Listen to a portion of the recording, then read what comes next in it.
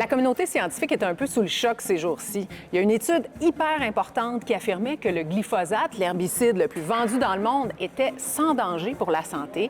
Eh bien, elle vient d'être rétractée. La raison, elle aurait été écrite par des cadres de Monsanto, la compagnie qui vendait le produit, plutôt que par les auteurs officiels. Bon, un petit peu de contexte. L'étude dont je vous parle, elle a été publiée il y a 25 ans dans la revue scientifique Regulatory Toxicology and Pharmacology. Elle a été largement citée dans la littérature scientifique et elle a servi notamment à Santé Canada, à l'EPA aux États-Unis pour autoriser le glyphosate. Mais fin novembre, l'article de Williams, Crowe et Monroe est désavoué.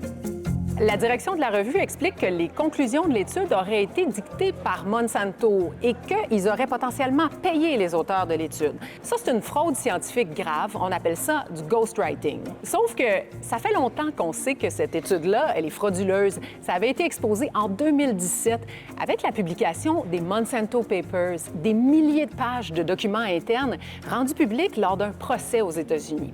Et dans l'un d'eux, un cadre de la compagnie confirmait, au détour d'une phrase, que l'étude de Williams, Crowe et Monroe avait été écrite au moins en partie par Monsanto. OK, là, vous allez peut-être me dire, les Monsanto Papers, c'était en 2017. Pourquoi ça a pris 8 ans avant que la revue qui l'avait publié rétracte l'article? En fait, le co-rédacteur en chef de la revue en question a dit qu'il n'était pas au courant des allégations des Monsanto Papers, même si c'était un peu partout. Ce qui a fait bouger les choses, c'est la publication cet été d'une autre étude qui analysait ce qui se passait avec l'étude frauduleuse depuis les Monsanto Papers.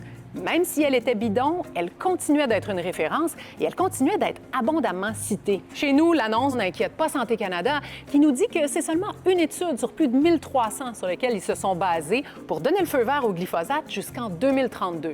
Santé Canada n'a d'ailleurs pas l'intention de revenir sur sa décision. Bon, alors est-ce qu'il faut s'inquiéter des résidus de glyphosate dans notre nourriture? La réponse courte, c'est ça dépend qui on écoute. En 2015, l'OMS, l'Organisation mondiale de la santé, en se basant sur des études indépendantes révisée par les pairs, a conclu que le glyphosate était un cancérigène probable pour les humains. Mais de manière très contrastée, l'EPA aux États-Unis et Santé Canada concluent que le glyphosate est sécuritaire. Par contre, il faut savoir que l'EPA et Santé Canada se basent majoritairement sur des études de l'industrie des pesticides afin d'évaluer le risque pour la santé humaine. Et 99 des études financées par l'industrie ne notent pas d'effets toxiques sur la santé.